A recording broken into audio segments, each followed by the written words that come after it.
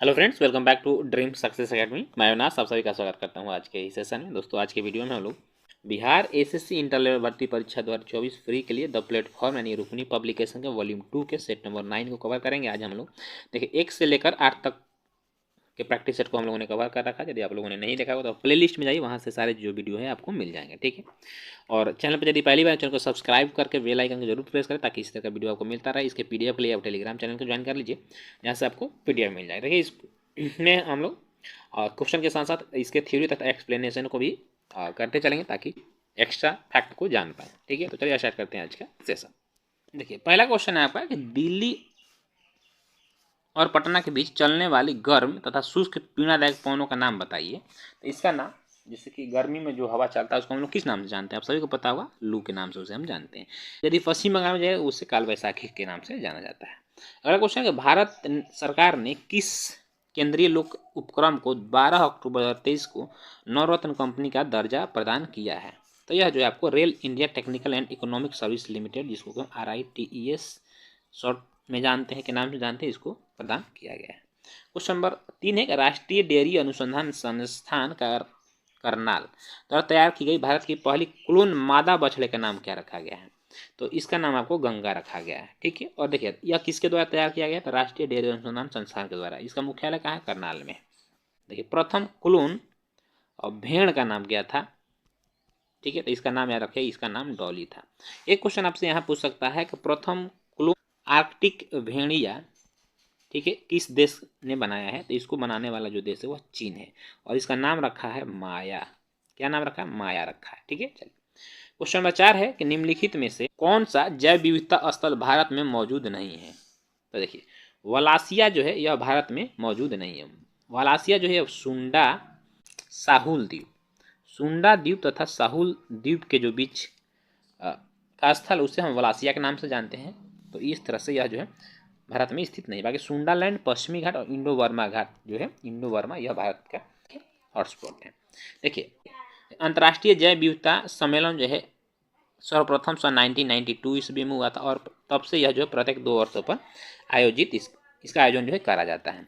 22 मई, याद रखिएगा ये डेट जो है, 22 मई को, प्रत्येक वर्ष 22 मई को जैव विविधता दिवस के रूप में मनाया जाता है। क्वेश्चन नंबर 5 है कि राजस्थान के अलवर से होकर गुजरने वाला अक्षांश डैश से भी होकर गुजरता है? तो देखिए, जो राजस्थान के अलवर से आएगा उसी के सीध में पड़ेगा सिक्किम आपको। ठीक है, यानी सीध लाइन में, इसलिए सिक्किम से होकर भी गुजरेगा। क्वेश्चन नंबर 6 है कि राष्ट्रीय जलमार्ग संख्या 3 भारत के किस राज्य में अवस्थित है? देखिए, तो सबसे पहले याद रखें NW1 राष्ट्रीय जलमार्ग संख्या 1 जो है यह आपको इलाहाबाद टू हल्दिया, जो कि पश्चिम बंगाल में, को जोड़ता है, और यह सबसे लंबा राष्ट्रीय जलमार्ग है, जिसकी लंबाई जो है 1620 किलोमीटर है। ठीक है, जोड़ता किसको? इलाहाबाद टू हल्दिया को जोड़ता है। NW2, ठीक है, सदिया टू धुबरी, क्या? सदिया टू धुबरी को जोड़ता है, और यह ब्रह्मपुत्र नदी पे है। और NW3 है, यह कोलम टू कोटापुरम को जोड़ता है, जो कि केरल में स्थित है। किसमें? केरल में स्थित है। अगला क्वेश्चन है कि निम्नलिखित में से किस देश की भू सीमा भारत से जुड़ी नहीं है? भू सीमा, देखिए बांग्लादेश, चीन और म्यांमार की सीमा भारत से लगती है। तजाकिस्तान की जो सीमा है भारत से नहीं लगती है। ठीक है, तजाकिस्तान जो है 1991 ईस्वी में रूस से अलग होकर एक स्वतंत्र राष्ट्र बना था, तो इसकी सीमा भारत से नहीं लगती है। नेक्स्ट क्वेश्चन है आपका कि निम्नलिखित में से वर्तमान में भारतीय महिला क्रिकेट टीम के मुख्य कोच कौन है? तो यह अमोल मजूमदार हैं। BCCI के वर्तमान अध्यक्ष कौन है? तो यह आपको रोजर विनी है। क्वेश्चन नंबर 9 है कि निम्नलिखित में से दूसरा उच्च भारतीय नागरिक सम्मान कौन सा है? तो प्रथम भारत का सर्वोच्च नागरिक सम्मान जो है भारत रत्न है, जिसकी स्थापना सन 1954 ईस्वी में किया गया था। द्वितीय जो सबसे बड़ा पुरस्कार है भारत का, ठीक है, सबसे उच्च, दूसरा सबसे उच्च भारतीय नागरिक सम्मान जो है यह पद्म विभूषण है। तीसरा आपको पद्म भूषण है, और चौथा पद्म श्री है। ठीक है, चलिए क्वेश्चन नंबर 10 है कि ज्ञानपीठ पुरस्कार किस क्षेत्र में, किस क्षेत्र वालों को दिया जाता है? तो ज्ञानपीठ पुरस्कार जो है साहित्य के क्षेत्र में दिया जाता है। यह संविधान में 22 भाषाओं को मान्यता प्राप्त है। 22 भाषाओं के सभी लेखकों को जो है यह प्रत्येक वर्ष दिया जाता था। इसकी स्थापना 1961 ईस्वी में टाइम्स ऑफ इंडिया के जो संपादक थे, ठीक है, उनके फैमिली के द्वारा इसे शुरू किया गया था, और सर्वप्रथम 1965 ईस्वी में इसे जी शंकर कुरूप को दिया गया था। किसको? जी शंकर कुरूप को जो है सर्वप्रथम ज्ञानपीठ पुरस्कार से सम्मानित किया गया था। यह मलयालम का भी थे। फिर महिला में यदि आपसे पूछते हैं महिला में जो है ज्ञानपीठ पुरस्कार किससे मिला था, आशा पूर्णा देवी को मिला था। ठीक है, चलिए अगला क्वेश्चन है पूर्वोत्तर के किस राज्य में पहला मेडिकल कॉलेज अक्टूबर 2023 में खोला गया था। तो यह आपको नागालैंड में खोला गया था। क्योंकि पूर्वोत्तर में अभी किसी भी राज्य में जो है मेडिकल कॉलेज नहीं खोला गया था, तो नागालैंड में पहला खोला गया है। क्वेश्चन नंबर 12 है कि वर्ष 2024 में आयोजन होने वाले 109वीं भारतीय कांग्रेस की मेजबानी कौन करेगा। ठीक है, 109वीं भारतीय विज्ञान कांग्रेस की मेजबानी कौन करेगा, तो ये आपको लवली प्रोफेशनल यूनिवर्सिटी के द्वारा किया जाएगा।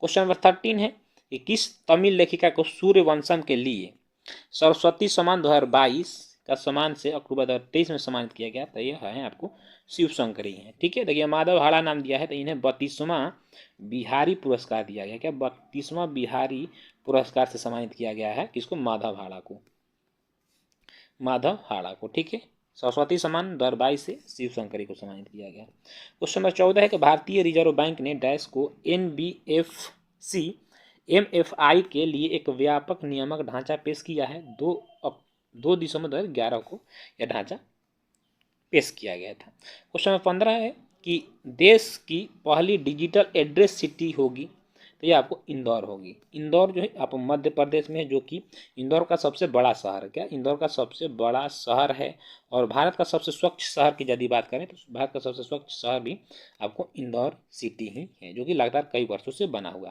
देखिए आगे के 16 से लेकर क्वेश्चन जो 15 आगे के हैं यानी 30 तक आपको मैथ और रीजनिंग के। क्वेश्चन 31 है कि उस बौद्ध ग्रंथ का नाम बताइए जिसमें त्रिभुजों के लिए नियमों का उल्लेख किया गया है। देखिए बौद्ध त्रिपिटक का संबंध किससे है, बौद्ध धर्म से है। और त्रिपिटक में 3 पिटक आते हैं, विनय पिटक, अभिधम पिटक, सूत पिटक।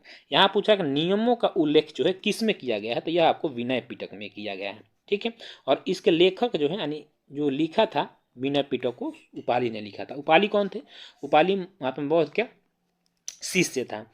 अभिधम पिटक में जो महात्मा बुद्ध के दार्शनिक हैं, दार्शनिक विचारों को, ठीक है, दार्शनिक सिद्धांतों को या विचारों को संकलित किया गया है। सूत पिटक में जो है महात्मा बुद्ध के द्वारा जितने भी उपदेश दिए गए हैं उसका संकलन किया गया। और सूत पिटक को लिखने वाला उनका शिष्य जो था आनंद था, आनंद का नाम आप लोगों ने सुना होगा, आनंद ने लिखा था। ठीक है, देखिए महात्मा बुद्ध का जन्म 563 ईसा पूर्व में, ठीक है, कहाँ होता है, लुम्बिनी नामक स्थान पर होता है। और उनकी मृत्यु 483 ईसा पूर्व में कुशीनारा देवारिया में होती है। तो जन्म और मृत्यु जरूर याद रखिएगा। ठीक है, चलिए इन्होंने ज्ञान की प्राप्ति बोधगया में होती है। सर्वप्रथम जो उपदेश दिए थे यह सारनाथ में दिए थे। क्वेश्चन नंबर 32 है कि हुमायूं का जो मकबरा है ना यह कहाँ स्थित है, तो याद रखिए हुमायूं का जो मकबरा है आपको दिल्ली में स्थित है। जहांगीर का मकबरा लाहौर में स्थित है। शाहजहां का मकबरा आगरा में स्थित है। अकबर का मकबरा सिकंदरा में स्थित है। अगला क्वेश्चन है कि आनंद वन स्थापित करने के लिए कौन विख्यात है। देखिए आनंद मठ को बाबा आमटे के द्वारा स्थापित किया गया था सन 1949 ईस्वी में। आनंद बाबा आमटे कौन थे, तो बाबा आमटे जो है कुष्ठ रोगियों के सेवा के लिए जो है अपना पूरा जीवन समर्पित कर दिए थे।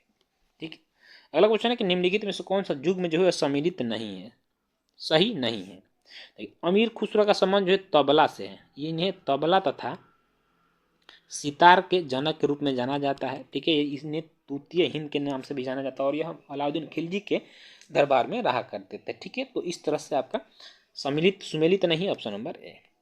35 के वर्ष 2026 में हॉकी पुरुष विश्व कप का आयोजन किस देश में होगा, तो यह जो है आपको बेल्जियम और नीदरलैंड में किया जाएगा। 2026 वाला जो पुरुष हॉकी विश्व कप होगा उसका आयोजन। 2023 का जो आयोजन था यह भारत में किया गया था, जिसके विजेता जो है जर्मनी रहा था, किसको हराकर, बेल्जियम को हराकर। नेक्स्ट क्वेश्चन है कि प्रसिद्ध पर्यटक आकर्षण विक्टोरिया मेमोरियल कहाँ स्थित है, तो विक्टोरिया मेमोरियल आप सभी को पता हो यह पश्चिम बंगाल में स्थित है और यह महारानी विक्टोरिया को समर्पित था। इसकी स्थापना 1906 ईस्वी में शुरू किया गया था निर्माण और 1921 ईस्वी में यह बनकर तैयार हुआ था। ठीक है, इसको बनाने वाले सर एडविन लुटियंस थे, जो कि दिल्ली के वास्तुकार के रूप में जिन्होंने संसद भवन तथा राष्ट्रपति भवन का भी निर्माण किया था। ठीक है, उन्होंने विक्टोरिया मेमोरियल को बनाया था महारानी विक्टोरिया के याद में। दोस्तों क्वेश्चन नंबर आप 36 देखेंगे तो 36 से आपका नीली क्रांति किससे संबंधित है। देखिए नीली क्रांति का संबंध जो है आपको मत्स्य उत्पादन से। ठीक है, अगला क्वेश्चन है कि माउंट एवरेस्ट नाम किसके नाम पर रखा गया है, तो माउंट एवरेस्ट का नाम जो है सन 1865 ईस्वी से पहले पीक 50 था। क्या पीक 15 था। पीक 15 का नाम जो है आपको माउंट एवरेस्ट, भारत के एक महान सर्वेक्षक थे जिनका नाम था जॉन एवरेस्ट, उन्हीं के नाम पर रखा गया क्योंकि इन्होंने सर्वप्रथम इसकी हाइट तथा इसका लोकेशन बताया था। ठीक है, इसलिए इनके नाम पे इस चोटी का नाम माउंट एवरेस्ट रखा गया। क्वेश्चन 39, निम्नलिखित में से कौन सा ऋणी को संपार्श्विक की कमी की समस्या को दूर करने में सहायता करता है? तो यह स्वयं सहायता समूह करता है। ठीक है, देखिए स्वयं सहायता समूह जो महिलाओं का एक ग्रुप होता है जिसमें 10 से 20 महिलाओं का एक जो है ग्रुप होता है, या आपस में कुछ पैसे इकट्ठा करती हैं और आपसी सहयोग के लिए इसको वितरित करती हैं। समय समय पर जो है सरकार के द्वारा इन्हें प्रोत्साहित करने के लिए ऋण भी उपलब्ध कराया जाता है बहुत ही कम ब्याजों पे। अगला क्वेश्चन, किस शास्त्रीय अर्थशास्त्री ने निम्नलिखित वाक्यांश को लोकप्रिय बनाया? प्रत्येक से उसकी क्षमता के अनुसार तथा प्रत्येक को उसकी आवश्यकता के अनुसार। तो यह जो कथन है यह आपको कार्ल मार्क्स का है। देखिए कार्ल मार्क्स जो है एक जो है मार्क्सवादी विचारधारा थे और यह जर्मनी के रहने वाले थे। ठीक है, इन्हीं के आइडियोलॉजी पर जो है वर्तमान में आपको जो चीन है, चीन चलता है। ठीक है, मतलब कि आपके पास जितनी क्षमता है आप उतनी क्षमता से कार्य करो, किंतु आपको पैसा उतना ही दिया जाएगा जितनी की आपको आवश्यकता है। ठीक है, तो यह क्या है? साम्यवादी विचारधारा है। ठीक है, जिसको कि कार्ल मार्क्स ने दिया था। क्वेश्चन 41 है कि चेंचू जनजाति विद्रोह दक्षिण भारत किस क्षेत्र का जनजातीय विद्रोह था? तो यह देखिए चेंचू जनजाति जो है आपको आंध्र प्रदेश में पाई जाती है। कहाँ? आंध्र प्रदेश में, याद रखिएगा आंध्र प्रदेश में पाई जाती है। ठीक है, आपसे पूछें कि भारत की सबसे बड़ी जनजाति जो है, भारत की सबसे बड़ी जनजाति यानी सबसे अधिक जनजाति भारत में कौन सी सबसे अधिक जनजाति पाई जाती है? तो याद रखिएगा यह आपको भील जनजाति पाई जाती है। ठीक है, क्वेश्चन नंबर 42 है कि पुष्यमित्र जो कि एक अंतिम मौर्य सम्राट बृहद्रथ का सेनापति था। ठीक है, देखिए क्वेश्चन आता है कि मौर्य वंश का अंतिम शासक कौन था? तो याद रखिएगा बृहद्रथ था। इसी का सेनापति था पुष्यमित्र शुंग ने राजा की हत्या कर दी और एक नए राजवंश की स्थापना की। देखिए पुष्यमित्र शुंग ने अंतिम मौर्य शासक बृहद्रथ की हत्या कर शुंग वंश की स्थापना किया था। किस वंश की? शुंग वंश की। और शुंग वंश शासक देवभूति, उसकी हत्या वासुदेव जो कि वासुदेव ने कर दी और इसके बाद इसने कर्ण वंश की स्थापना की। तो क्वेश्चन आया था इस बार और बिहार दरोगा के मेंस में कि शुंग वंश के पतन के बाद किस राजवंश का शासनकाल आया था? देखिए कर्ण वंश का आया था। ठीक है, यहाँ पे पूछ रहा है पुष्यमित्र शुंग के बारे में, तो यह शुंग वंश का था। हाँ, यहाँ देखिए चेदी दिया हुआ, तो चेदी आप लोग खारवेल का नाम सुनेंगे, खारवेल। ठीक है, खारवेल जो है आपको चेदी वंश से संबंधित है। इससे पूछ देता है खारवेल किस वंश से संबंधित है? तो याद रखिए चेदी वंश से संबंधित है। क्वेश्चन नंबर 43 है कि शिक्षा की वर्धा योजना कब लाया गया था? तो शिक्षा की वर्धा योजना जो है 1937 ईस्वी में लाया गया था। चूंकि महात्मा गांधी जो कि इनकी एक पत्रिका आती थी हरिजन नाम से, इसमें इन्होंने एक लेख प्रकाशित किया था जिसमें शिक्षा के लिए एक इन्होंने प्रस्ताव बताया था, जिसे हम वर्धा योजना के नाम से जानते हैं, मूल शिक्षा के नाम से जानते हैं, बुनियादी शिक्षा के नाम से जानते हैं, या गांधीवादी शिक्षा के नाम से भी जानते हैं। तो ऑप्शन नंबर आपका 20 सही आंसर हो जाएगा। एशियाटिक सोसाइटी ऑफ बंगाल की स्थापना किस वर्ष किया गया था? सन 1784 ईस्वी में। किसके द्वारा? विलियम जोन्स के द्वारा किया गया था। विलियम जोन्स कलकत्ता जो उच्च न्यायालय था उसके एक न्यायाधीश थे। नेक्स्ट क्वेश्चन है कि निम्न में से किस स्थल से प्रथम खेती यानी कृषि का साक्ष्य मिला है? तो कृषि का जो साक्ष्य मिला है यह आपको मेहरगढ़ से मिला है। मेहरगढ़ कहाँ है? मेहरगढ़ आपको पाकिस्तान के बलूचिस्तान प्रांत में स्थित है। कालीबंगा कहाँ है? तो कालीबंगा भारत के राजस्थान राज्य में है, राजस्थान में कालीबंगा है। ठीक है, जहाँ से जुते हुए खेत के साक्ष्य मिले हैं। लोथल गुजरात में है जहाँ की गोदीवाड़ा यानी कि बंदरगाह के साक्ष्य मिला है। और बनवाली आपको यह हरियाणा में है। क्या है? हरियाणा में है। ठीक है, चलिए नेक्स्ट क्वेश्चन है कि देखिए आगे आपको 46 से लेकर 60 तक जो है प्रश्न मैथ और रीजनिंग के। 61 से हम लोग जीके के प्रश्नों को देखेंगे। देखिए मैथ और रीजनिंग के लिए मैं आप लोगों को इसका पीडीएफ जो है टेलीग्राम पे शेयर कर दूंगा। वहाँ से जो आपसे ना बन पाए उसे बना लीजिएगा। पहले कोशिश कीजिएगा खुद से बनाए, जब नहीं आए तो आप फिर आप पीडीएफ का सहारा लेके इसे जरूर बना लीजिएगा। ठीक है, चलिए जिससे आपका प्रैक्टिस भी होते चले।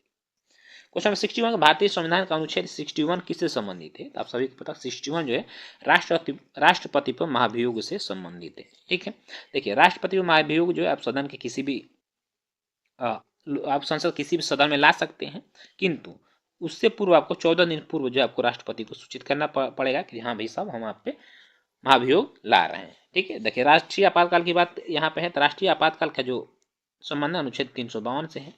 मौलिक कर्तव्य का संबंध अनुच्छेद 51 क से है और वित्तीय आर्टिकल 360 से है।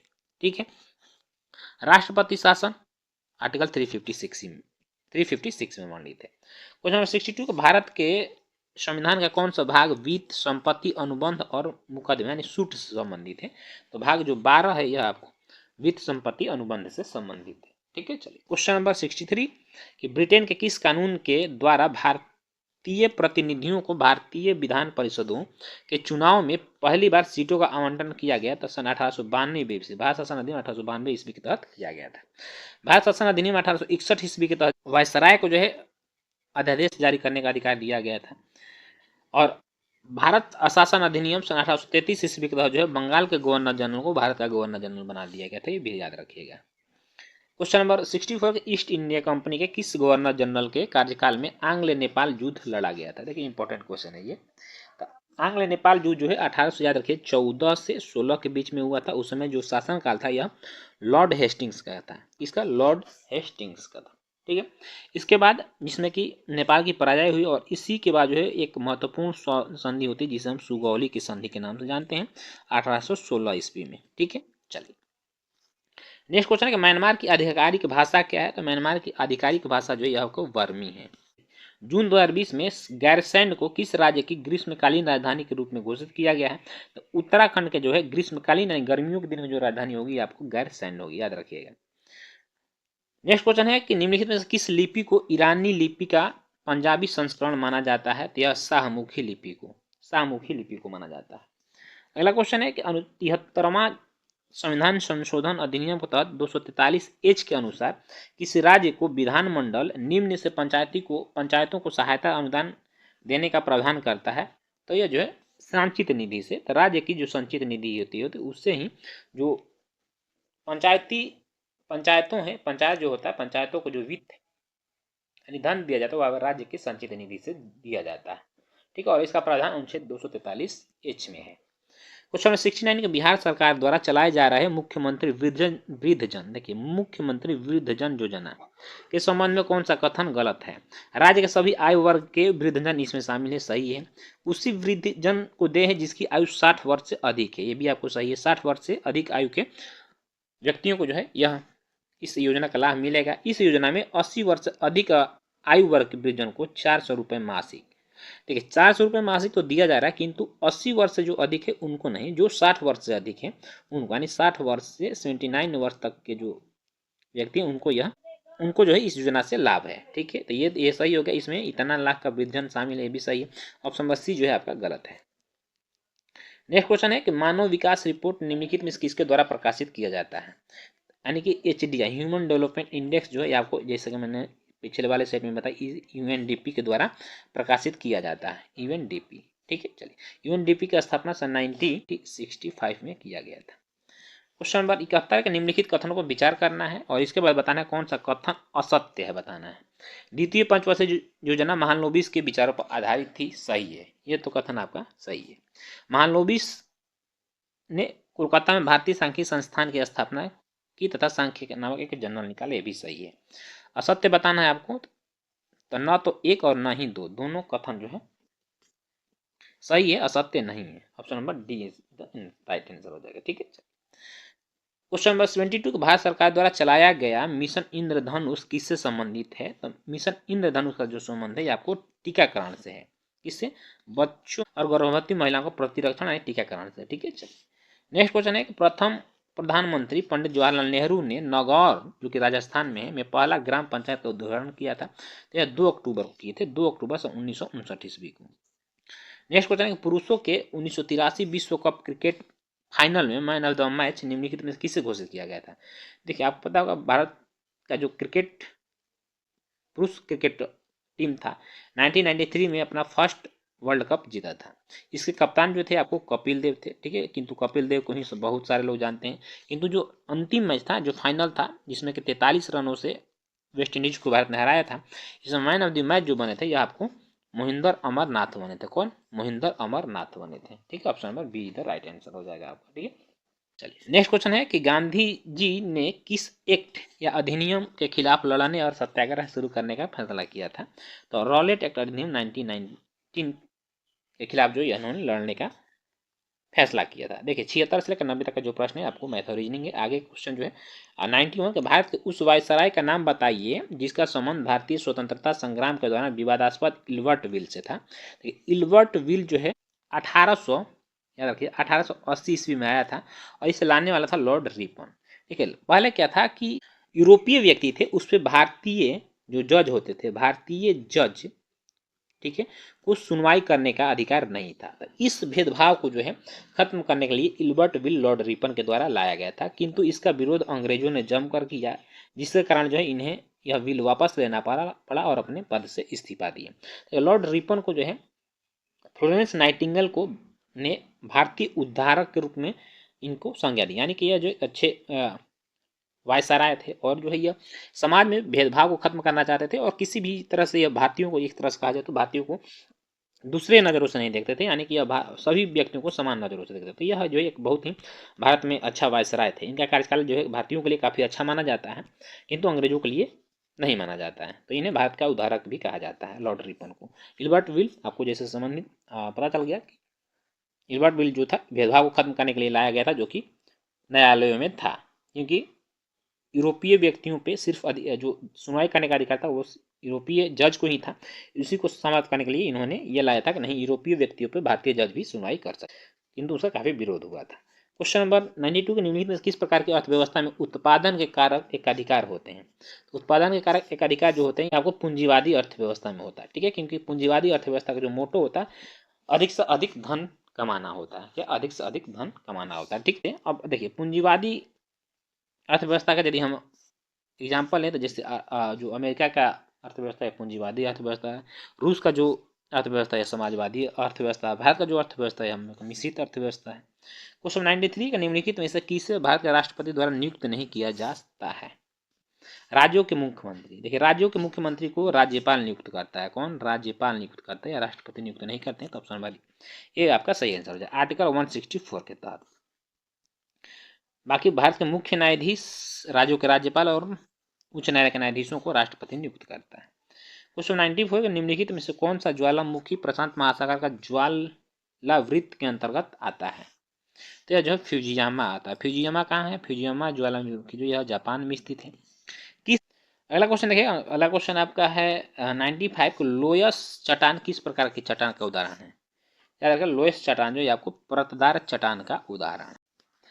पर्णवृंत डैश एक अंग है किसका? तो पर्णवृंत जो है यह आपको पेड़ का हिस्सा है। किसका? पेड़ का हिस्सा। ठीक है, चलिए नेक्स्ट क्वेश्चन है आपका कि जिंक सल्फेट हेप्टाहाइड्रेट जिसका रासायनिक सूत्र ZnSO4.H2O 7H2O को आमतौर पर हम किस नाम से जानते हैं? तो इसे जो है आपको श्वेत तुती यानी व्हाइट विट्रोल के नाम से जानते हैं। क्या? व्हाइट विट्रोल के नाम से जानते हैं। ठीक है, देखिए जिप्सम यहाँ दिया है, जिप्सम का सूत्र भी कभी कभी जो है डायरेक्ट एग्जाम में पूछ देता था CuSO4 × 2H2O होता है। ठीक है, चलिए अगला क्वेश्चन है कि निम्नलिखित में से कौन सा लाभकारी कीट नहीं है? लाभकारी कीट नहीं इनमें से, तो दीमक दो जो है आपको यह लाभकारी कीट नहीं है। ठीक है, चलिए 99 है आपका AC जनित्र को DC जनित्र में परिवर्तित करने के लिए विभक्त वाले दिक् परिवर्तक का उपयोग किया जाता है। ऑप्शन नंबर ये आपका सही आंसर है। क्वेश्चन नंबर 100 है कि निम्नलिखित में से किन्हें पादप जगत के उभयचरों के रूप में जाना जाता है? तो जो ब्रायोफाइटा है इसे पौधे के जगत में जो है, ठीक है, यह उभयचर के रूप में जाना जाता है। ठीक है, यानी कि यह स्थल और जल दोनों में उत्पन्न होता है। नेक्स्ट क्वेश्चन है चीनी के अल्कोहल में रूपांतरण की प्रक्रिया को क्या कहा जाता है? तो इसे किण्वन कहा जाता है। अगला क्वेश्चन है कि संयोजी इलेक्ट्रॉन डैश मौजूद होते हैं, यानी संयोजी इलेक्ट्रॉन जो है कहाँ मौजूद होते हैं? तो यह जो आपको परमाणु के सबसे जो बाह्य कक्षा आता होता है उसमें मौजूद होता है। देखिए परमाणु के नाभिक जो होता है, नाभिक में प्रोटॉन प्लस न्यूट्रॉन होते हैं। ठीक है, इसे जरूर याद रखिएगा। अगला क्वेश्चन है कि आप उन दवाओं को क्या कहते हैं जो ग्राफी की सतह पर आवंधित होकर इसके प्राकृतिक कार्य में विरोध उत्पन्न करते हैं? तो इसे विरोधी दवा कहा जाता है। क्वेश्चन नंबर 104 है किसी पदार्थ की मात्रा को मापने के लिए निम्नलिखित किस इकाई का उपयोग किया जाता है? तो जब हम कभी भी किसी पदार्थ का मात्रा मापते हैं तो उसे मोल में मापा जाता है। किसमें? उसे मोल में मापा जाता है। और एक मोल बराबर 6.022 × 10⁻23 होता है, जिसे हम एवोगाड्रो संख्या के नाम से जानते हैं। ठीक है, क्वेश्चन 105 है कि निम्नलिखित में कौन सा सिद्धांत सौर ऊर्जा प्रणाली से संबंधित है? तो सौर ऊर्जा प्रणाली से जो संबंधित है इनमें फोटोवोल्टाइक प्रभाव यानी फोटोवोल्टिक इफेक्ट संबंधित है। ठीक, क्वेश्चन नंबर 106 से लेकर 20 तक का प्रश्न है, यह मैथ और रीजनिंग के। बाकी 21 क्वेश्चन नंबर देखते हैं। 21 नंबर कह रहा है कि पहला ब्राउजर था जो अलग विंडो में छवियों को प्रदर्शित करने के बजाय टेक्स्ट के साथ छवियों को इनलाइन प्रदर्शित करता था। तो वह कौन सा ब्राउजर था? तो यह जो है आपको मोजेक ब्राउजर था। कौन सा? मोजेक ब्राउजर था। क्वेश्चन 122 है कि कंप्यूटर के संदर्भ में वेटवेयर, ठीक है, यहाँ देखिएगा वेटवेयर क्या है होता है। तो वेटवेयर जो होता है ये आपको मानव मस्तिष्क के जैसा कार्य करता है। मानव मस्तिष्क होता है कृत्रिम रूप से जो कि बनाया हुआ होता है।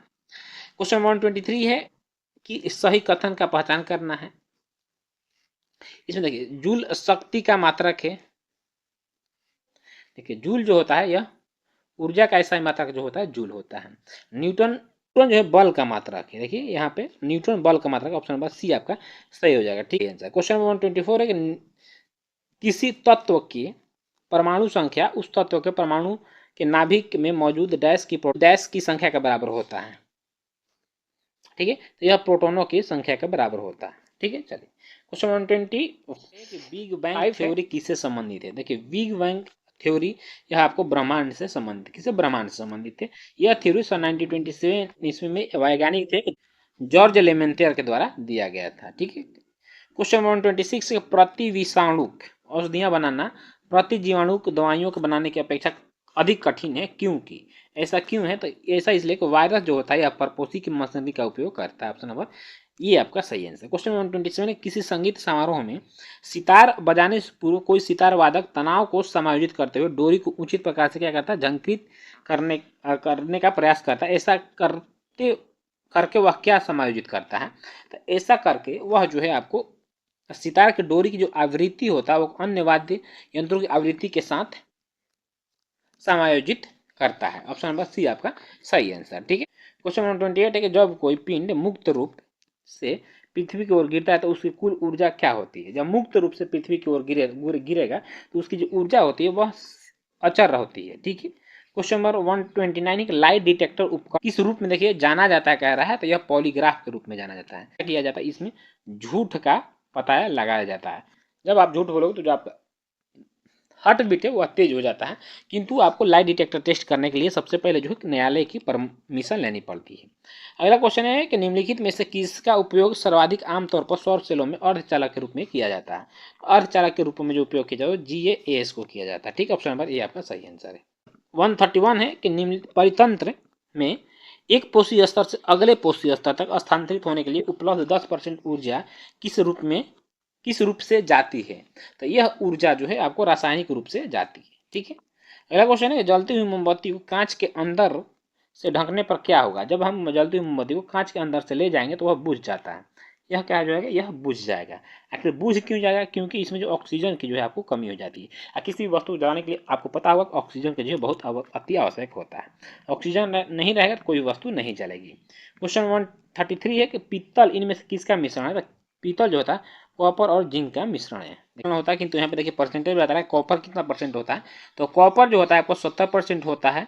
ठीक है, और जिंक जो होता है यह 30% होता है। देखिए यहाँ पे दे रहा है ऑप्शन नंबर बी में 30% जस्ता यानी कॉपर जिंक और 70% कॉपर। ऑप्शन नंबर बी इस तरह से आपका सही आंसर हो जाए। क्या? Option number B is the right answer. ठीक है, चलिए अगला क्वेश्चन है कि सोडियम एक अभिक्रियाशील धातु है जो खुले रखे जाने पर किसके साथ अभिक्रिया करके विस्फोट के साथ आग पकड़ लेती है?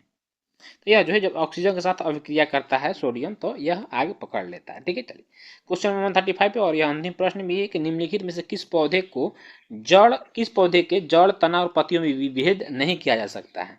तो यह जो स्पाइरोगाइरा पौधा जो होता है इसके जड़ तना तथा पत्तियों में विभेद नहीं किया जा सकता। Option number see the right answer. ठीक है, देखिए बाकी 136 से 150 जो प्रश्न है आपको मैथ और रीजनिंग है। तो आज का सेशन दोस्तों आपको कैसा लगा आप कमेंट करके जरूर बताइएगा। अच्छा लगा तो अपने दोस्तों में भी शेयर करिएगा और चैनल पर यदि पहली बार चैनल को सब्सक्राइब करके बेल आइकन को भी प्रेस करिएगा ताकि इसका वीडियो आपको मिलता रहे। तो चलिए मिलेंगे इस नेक्स्ट एपिसोड में, तब तक आप अपनी स्टडी को कंटिन्यू रखिए। जय हिंद, वंदे मातरम।